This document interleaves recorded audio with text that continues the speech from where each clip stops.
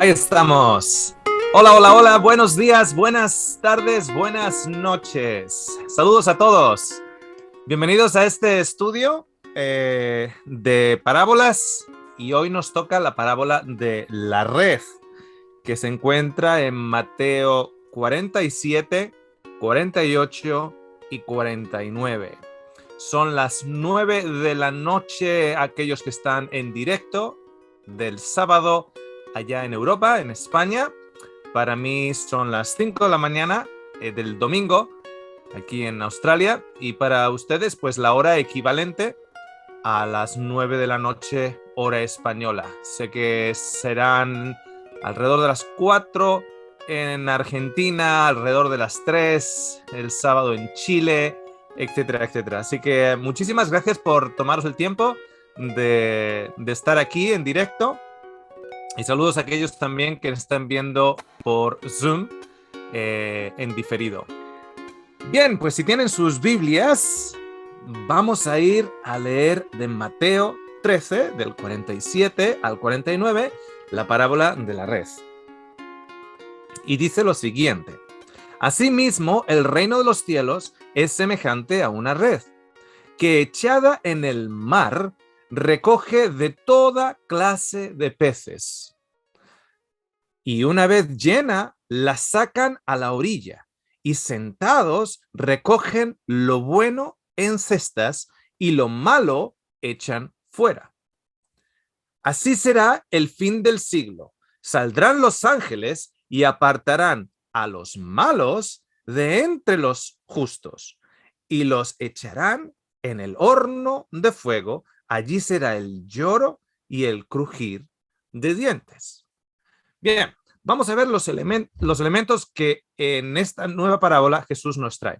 Y digo elementos porque, como hemos mencionado en las parábolas anteriores, está hablando del reino de los cielos con lo que en inglés se conoce como word pictures, o palabras que contienen imágenes. El reino de los cielos es como un sembrador, el reino de los cielos es como un campo, el reino de los cielos es como un hombre que planta en su campo y viene el enemigo, el reino de los cielos, diferentes cosas. Ahora el reino de los cielos es como una red que se echa en el mar.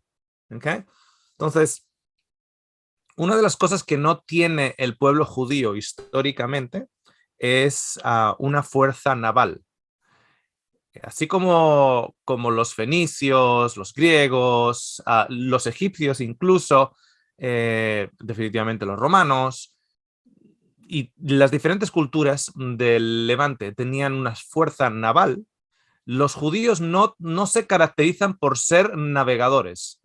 No tienes a un judío que haya hecho grandes cosas a nivel de mar abierto. El mar en la Biblia, especialmente en el Antiguo Testamento, y corroborado con los símbolos tales en el Nuevo Testamento, principalmente en el libro de Apocalipsis, el mar es un lugar en el cual es como es el límite de la tierra, como algo desconocido, como las profundidades. De hecho, la profundidad del mar también se conoce como el abismo, la base de las montañas. Al mar es donde es el lugar de los muertos. Recordar que al mar es donde se tira a Jonás, a las profundidades del abismo.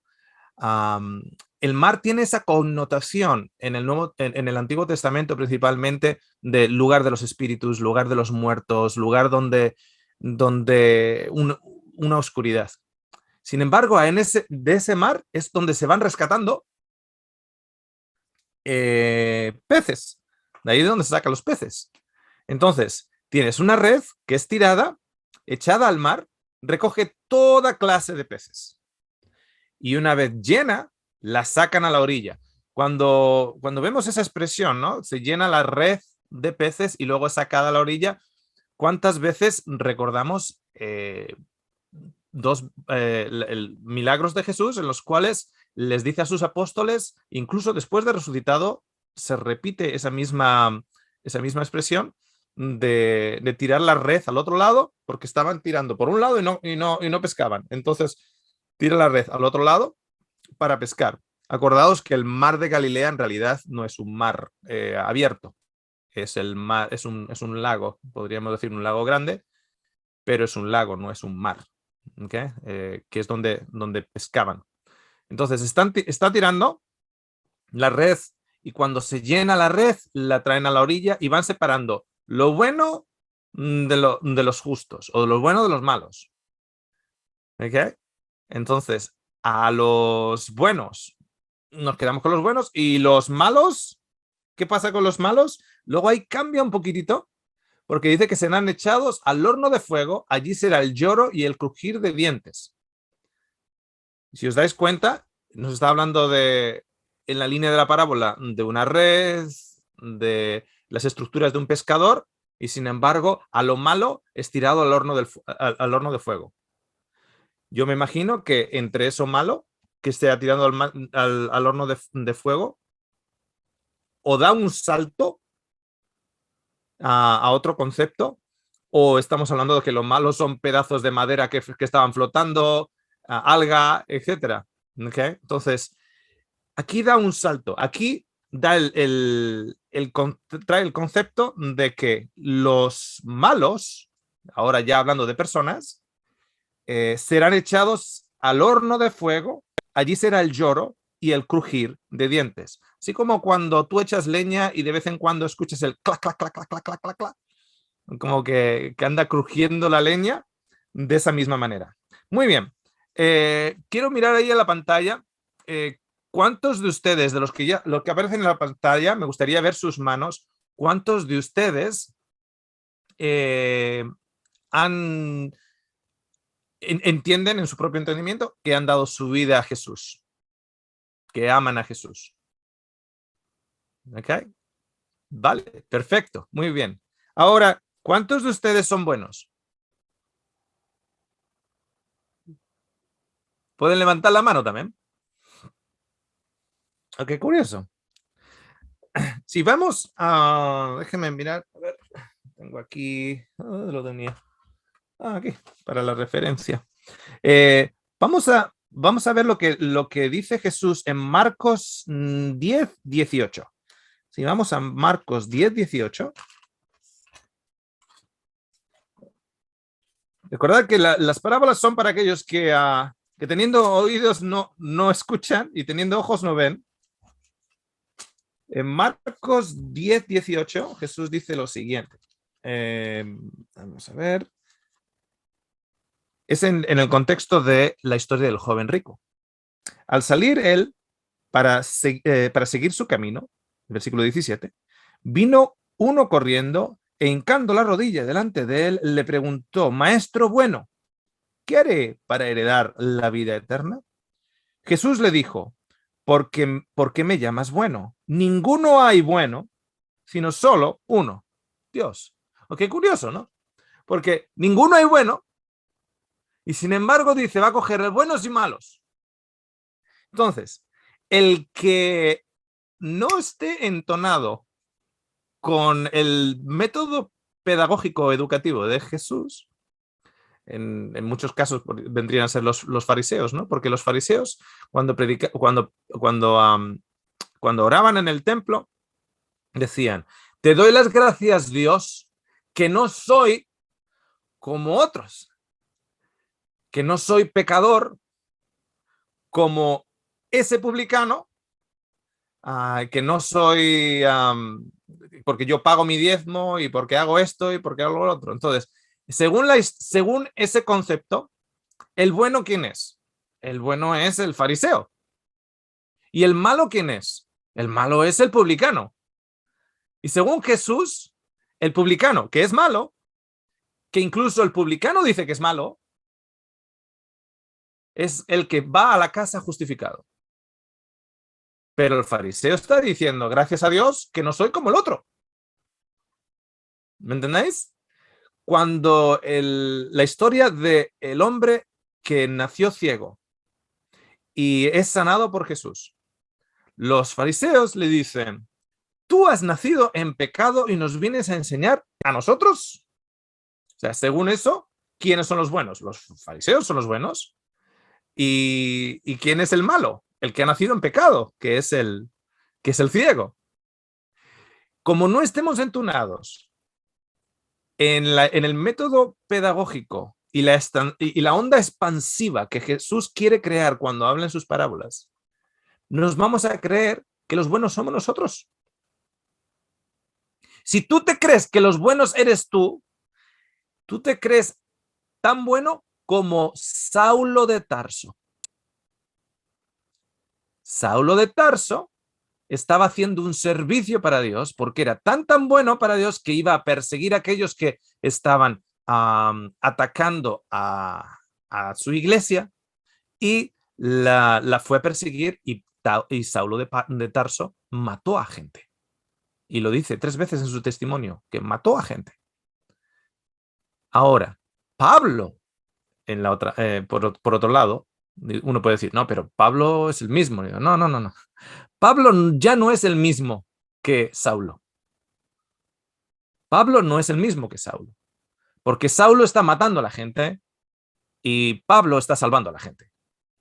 Ya no es la misma persona. Algo ha cambiado. Sin embargo, ese Pablo que ahora está salvando a la gente, o bueno, Jesús salva, pero ¿me entendéis lo que quiero decir con eso? Él dice de sí mismo que es el peor de los pecadores. Pablo dice que es el peor de los pecadores. ¿Cómo puede ser eso? O sea, resulta que nadie es bueno, que los que se supone que son ejemplos para nosotros, como Pablo, dice que es el peor de los pecadores, y los que se creen buenos son precisamente lo que en otras historias Jesús los manda también al rechinar de dientes, al horno y al rechinar de dientes. Fijaros que Jesús está en unos capítulos anteriores, en el capítulo 9, está comiendo en la casa de Leví, que es un publicano, y tiene todos los amigos de Leví y otros publicanos, etc. Y vienen los fariseos y los maestros de la ley y les dicen a sus discípulos, ¿por qué vuestro maestro come con pecadores? Ok, según ellos, ¿quiénes son los malos? Los publicanos. ¿Y qué hace él, vuestro maestro, con los malos? Y según ellos, ¿quiénes son los buenos? Pues ellos son los buenos. Y Jesús va y se lo confirma. Fijaros cómo Jesús se lo confirma. Por eso os digo que si no estamos entunados a la onda expansiva educativa de Jesús, nos vamos a creer los buenos nosotros. Porque Jesús les da la razón y les dice, bueno, solo los que están enfermos necesitan médico. ¿A qué pasa? ¿Que los fariseos no están enfermos? Claro que están enfermos. ¿A que ellos no se tienen que arrepentir? Claro que se tienen que arrepentir. Entonces, ¿cómo es que Jesús dice? Porque Jesús está usando un método literario o un método verbal o un método lingüístico llamado el sarcasmo. Porque cuando les está diciendo que solo aquellos que están enfermos necesitan médico, es porque les está diciendo, vosotros es que os creéis que no. Cuando Simón el fariseo invita a Jesús a su casa para glorificación propia y María le está ungiendo con perfume y limpiando los pies con su cabello a Jesús, Simón el fariseo dice, esta mujer, si es profeta, sabría qué tipo de mujer es esta, porque ella es pecadora. ¿Quién es el bueno? Simón. ¿Quién es la mala? María. Y sin embargo, Jesús va y se lo confirma. Y le dice, Simón, al que mucho se le ha perdonado, porque es muy malo, ama mucho. Y al que poco se le ha perdonado, ama menos. Le está confirmando, es que tú no eres tan pecador como ella. Está siendo sarcástico para que aquellos que tengan oídos oigan. Y en las parábolas, muchas veces las parábolas están precisamente dirigidas a ese grupo que está escuchando y en el momento que dice, entonces va a separar a los buenos, o sea, a los malos de entre los justos, el libro de Romanos 3 nos dice que no hay nadie justo, no uno. Jesús nos dice que no hay nadie bueno, solo Dios, y el libro de Romanos 3 nos dice que no hay nadie justo, no uno. Entonces, ¿cómo es que va a separar a los justos? Es aquellos que se creen justos. Aquellos que se creen justos. Si tú estás leyendo y te acabas de engrupar con los justos, muy posiblemente estés en el otro grupo. Hayas perdido la onda, hayas perdido el hilo pedagógico. Jesús ya nos ha enseñado en el capítulo 5, 6 y 7 de que no debemos ver la paja en el ojo del vecino, sino mirar la viga en nuestro propio ojo. En el momento en el cual dijo Jesús, hay que separar los malos de entre los justos, y tú te has puesto con los justos, significa que indirectamente acabas de mirar la paja en el ojo ajeno. Está diciendo, ¡ja, ese va, ese va, ese va y ese va! Y caíste en la, entre comillas, la trampa, que expone tu egocentrismo y lo bien que te sientes tú contigo mismo. Bueno, habiendo dicho eso, a los malos, ¿ok? A los malos, dice que los echarán a los ángeles. Si os dais cuenta, ya ha cambiado, se ha salido un poquitito de lo que es el línea de la parábola y ahora ya está incluyendo los ángeles. Los ángeles no están pescando. Han incluido a los ángeles, apartarán los malos de entre los justos, o sea, ahora ya está poniendo, digamos, más términos más reales, no tan simbólicos de la parábola, y los echarán al horno de fuego, allí será el lloro y el crujir de dientes. Muy bien.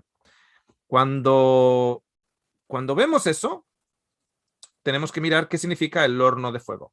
Si vamos a Proverbios 17:3, para empezar, Proverbios 17:3, esto se repite varias veces, por lo menos 2 veces en el libro de Proverbios, pero hay referencias a lo largo del Nuevo y el Antiguo Testamento. Proverbios 17:3 nos dice que el crisol para la plata y la hornanza o el horno para el oro, pero Jehová prueba los corazones. Entonces, ¿para qué es ese horno? ¿Para qué es esa hornanza? El horno. Dice el crisol para la plata y la hornanza, en otras versiones de ustedes pondrá el horno, ¿para qué? Para el oro. Pero Jehová prueba los corazones. Aquí te acaba de poner una realidad de cómo refinar la plata y cómo refinar el oro, y usa eso como lección objetiva para explicarte que lo que en realidad Dios hace es testear, probar los corazones. Porque de la misma manera que refinas plata y refinas oro y la tienes que testear por pureza, de la misma manera el Señor testea los corazones. Si vais a Malaquías, el último libro del Antiguo Testamento, aquí mezcla 2 diferentes símbolos. Uno es precisamente el horno y otro es el jabón de lavandero. Si miráis aquí en Malaquías 3 y dice, el versículo 2, Malaquías 3, versículo 2, y dice, ¿y quién podrá soportar el tiempo de su venida? O sea, fijaros que Jesús en su parábola está diciendo, los buenos, es que fijaros que os pregunté cuántos de vosotros sois buenos y nadie quiso levantar la mano. A ver ahora quién es el listo de levantar la mano, yo voy a ser de los buenos.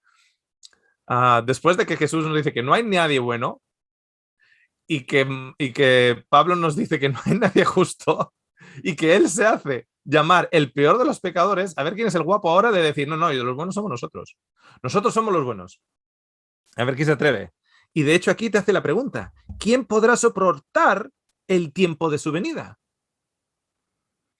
¿O quién podrá estar en pie cuando Él se manifieste? Aquí no está diciendo solo los buenos se podrán estar en pie y solo los justos cuando Él se manifieste. Está haciendo una pregunta Porque la respuesta es nadie ante su gloria. Pero fijaros, porque Él es como fuego purificador y como jabón de lavadores o de lavandero, en algunas versiones pone. ¿Cuál es la función del jabón de lavandero? Limpiar. O sea, tú no metes unos pantalones sucios y los pasas por jabón de lavandero para destruir los pantalones. ¿A qué no? Sino para quitar las manchas. Y tú no pones unos metales o unas rocas al fuego purificador, sino es para purificar los metales, para ser purificado. Eso es el crisol, eso es el horno. ¿Okay? El rechinar de dientes ocurre en ese proceso de refinamiento. En ese proceso de refinamiento es donde ocurre. Ahora, quiero que vengáis conmigo rapidito a Ezequiel 47. Si venís conmigo a Ezequiel 47, algunos de ustedes van a tener en Ezequiel 47, que está justo antes del libro de Daniel, en Ezequiel 47, algunos de ustedes tendrán el título de ese capítulo y dice las aguas salutíferas, las aguas que traen salud. Vamos a leer muy, muy cortito porque en vuestro propio tiempo lo podéis leer y al mismo tiempo, si no habéis visto los seminarios de El Milenio, también dedicamos bastante tiempo, el tiempo más necesario, a este capítulo. Pero con ello, simplemente os quiero comentar una cosita de lo que ocurre con un tipo de agua que sale del monte del Señor. En el versículo 1 dice, me hizo volver luego a la entrada de la casa, y he aquí aguas que salían de debajo del umbral de la casa, hacia el oriente, porque la fachada de la casa estaba al oriente, y las aguas descendían de debajo, hacia el lado derecho de la casa, al sur del altar. Okay, estamos hablando de la casa del templo. ¿Okay? Y están saliendo aguas del templo. Acordaos que en el libro de Apocalipsis sale un río de vida del templo y del mismo trono de Dios. Un río de vida. Es un río de vida. Aquí nos hace una comparativa. Acordaros que un 80% de los símbolos del libro de Apocalipsis proceden del Antiguo Testamento. Entonces, en el libro de Apocalipsis nos dice que del templo, del mismo trono de Dios sale un río de vida. Y aquí, de ese mismo lugar, de ese mismo templo, salen aguas que son para dar salud. ¿Okay? O para dar vida. Entonces, dice que desciende hacia un lado y hacia el otro. Y me sacó por el camino de la puerta del norte y me hizo dar la vuelta por el camino exterior, fuera de la puerta, al camino de la que miraba al oriente. Y vi que las aguas salían del lado derecho. Y salió el varón hacia el oriente, llevando un cordel en su mano. Y midió 1000 codos y me hizo pasar por las aguas hasta los tobillos. Midió otros 1000 y me hizo pasar por las aguas hasta las rodillas. Midió luego otros 1000 y me hizo pasar por las aguas hasta los lomos. Midió otros 1000 y era ya un río. Ahora es un río que va a sanar, el río de la vida, que yo no podía pasar, porque las aguas habían crecido de manera que el río no se podía pasar sino a nado. Y me dijo, ¿has visto, hijo de hombre? Después me llevó y me hizo volver por la ribera del río. Y volviendo yo, vi que en la ribera del río había muchísimos árboles a uno y otro lado. Fijaros que cuando va hacia un lado no están los árboles, pero cuando regresa ya hay un montón de árboles. En el Salmo número 1 nos dice que os plantaré como árboles a las orillas del río. Cuando va a un lado, hacia una dirección, no hay árboles. Cuando está de regreso y ya el río, ya esas agüitas, este riachuelo ya se ha hecho un río que no se puede pasar salvo a nado, el árbol de la vida, ahora hay, el río de la vida, ahora hay árboles plantados a la orilla del río. Son todos símbolos. No nos vamos a dedicar tiempo en ellos, simplemente os quiero llevar a un detalle.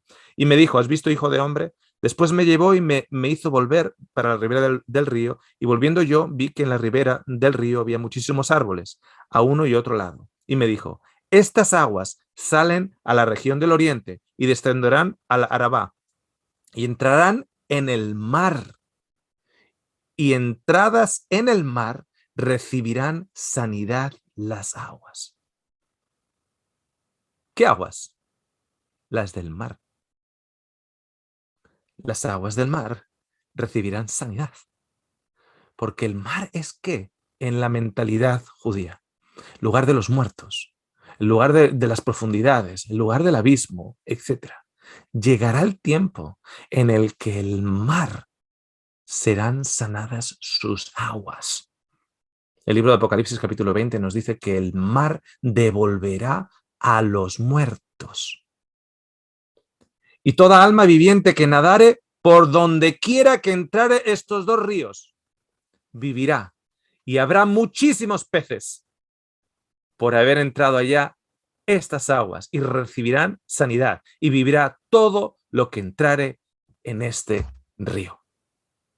Cuando describe, luego, como digo, tenemos todo un estudio completito, con todo el capítulo, con las salinas, con la sal que queda detrás, etc.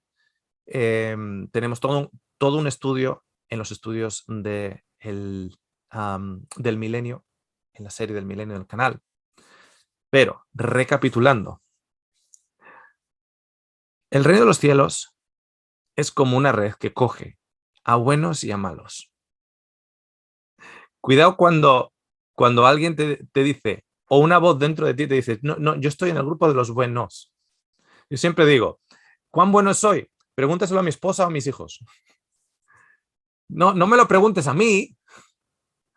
No me lo preguntes a mí, pregúntaselo a mi esposa y a mis hijos. Y te das cuenta que alguna espinita sí que tengo. De esto que estás comiendo pescado y se te pone una espinita aquí, bueno, yo espinita sí que tengo. Espinita sí que tengo, ¿ok? Entonces, a los malos, de los que supuestamente Pablo es el peor de todos, que también tiene espina en la carne, nos dice Pablo del mismo, ¿ok? A los malos los lleva al fuego al rechinar de dientes. Pero como hemos dicho bien rapidito, y tenemos programas en el canal al respecto, ese fuego es un fuego refinador. Es un fuego es un jabón de lavandero, donde el Señor testea nuestros corazones. Y nos damos cuenta que no necesitamos un médico para que nos dé simplemente un Panadol o una aspirina. Necesitamos un médico porque estamos enfermos desde el dedito del pie hasta el pelo de la coronilla. Y le necesitamos a Él en todo. Ese es el reino de los cielos. Al final de la parábola hay una trampa metida. Y cuando digo trampa, en realidad esto es como para testear los corazones. A ver quién salta al primero a decir, yo soy de los buenos. A ver quién es el fariseo más grande de decir, pues me alegra que yo no voy a ser tirado al fuego, porque yo soy de los buenos. ¿Ok? Muy bien, hasta aquí esta parábola. Vamos ahora a dar apertura a los micrófonos para poder expandir un poquitito más